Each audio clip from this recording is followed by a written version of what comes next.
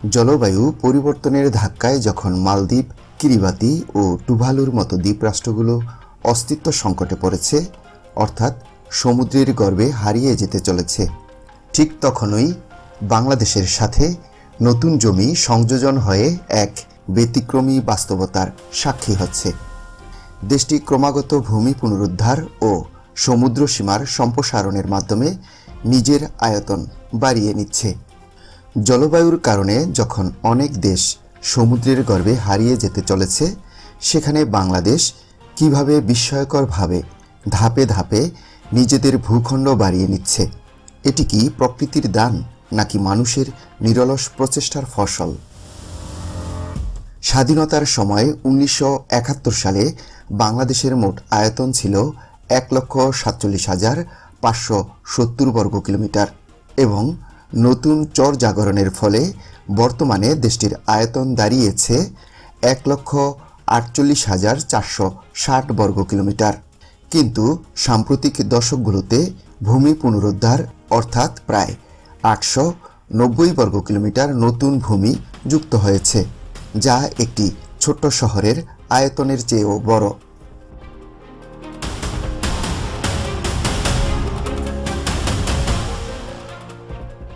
বাংলাদেশের জন্ম রাজনৈতিকভাবে 1971 সালে হলেও হাজার হাজার বছর ধরে ভূতাত্ত্বিকভাবে এই অঞ্চল তৈরি হয়েছে। বাংলাদেশ গঙ্গা, ব্রহ্মপুত্র ও মেঘনা নদীর পলিমাটির মাধ্যমে গঠিত।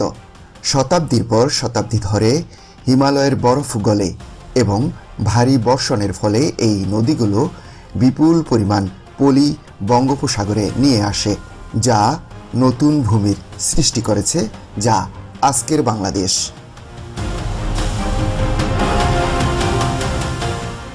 বিশ্বের বৃহত্তম বদ্বীপ হিসেবে পরিচিত এই বিশাল ভূখণ্ড ক্রমাগত পরিবর্তনশীল। প্রতি বছর এর নদীগুলো প্রচুর পলি এনে নতুন নতুন ভূমি তৈরি করে এবং কিছু কিছু জায়গা আবার নদীর গর্ভে বিলীন হয়ে যায়। ভাঙাগড়ার এই খেলায় প্রতি বছর 10 থেকে 20 বর্গ কিলোমিটার ভূমি বাংলাদেশের মানচিত্রে যোগ হচ্ছে।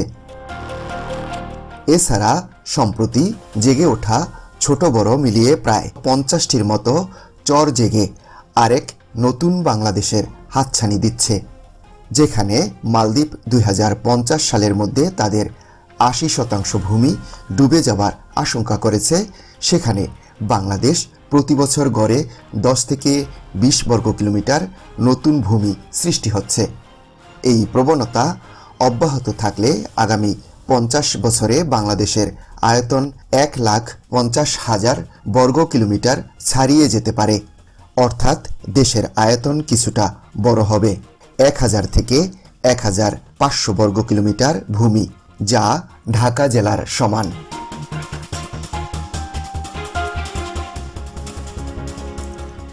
বাংলাদেশের আয়তন বৃদ্ধি নিয়ে নিঃসন্দেহে এক বিস্ময়কর ঘটনা। যদিও জলবায়ুর পরিবর্তনের কারণে সমুদ্রপৃষ্ঠের উচ্চতা বৃদ্ধি পাচ্ছে, তবুও নতুন ভূমি তৈরি হওয়ার ফলে মানচিত্রের সামগ্রিক চিত্র পরিবর্তন হচ্ছে।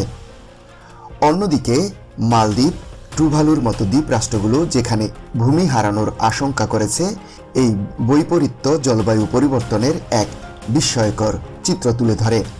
তবে বাংলাদেশ শুধু ভূমি অর্জনেই সীমাবদ্ধ থাকলে চলবে না, বরং তা সংরক্ষণ ও টেকসই ব্যবস্থাপনার মাধ্যমে দীর্ঘস্থায়ী করতে হবে। বিশেষজ্ঞরা মনে করেন, সঠিক নীতিমালা ও পরিবেশগত পরিকল্পনা গ্রহণ না করলে এই অর্জন দীর্ঘমেয়াদে স্থায়ী নাও হতে পারে। সরকার ও সংশ্লিষ্ট সংস্থাগুলো ইতিমধ্যে উপকূলীয় অঞ্চলে টেকসই পরিকল্পনা গ্রহণের উপর জোর দিচ্ছে। নতুন চর ও ভূমি সংরক্ষণের জন্য বিভিন্ন প্রকল্প বাস্তবায়ন করা হচ্ছে।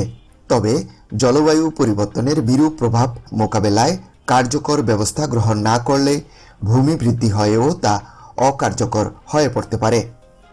এখন সময় এসেছে শুধুমাত্র আয়তন বৃদ্ধির দিকে নজর না দিয়ে বরং এটিকে সঠিকভাবে সংরক্ষণের জন্য টেকসই কৌশল গ্রহণ করার।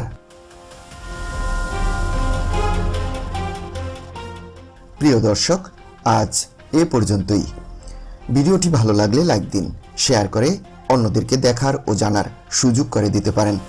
কমেন্টস করে জানাতে পারেন আপনার মতামত। চ্যানেলটিতে নতুন হয়ে থাকলে সাবস্ক্রাইব করে আমাদের সাথেই থাকুন।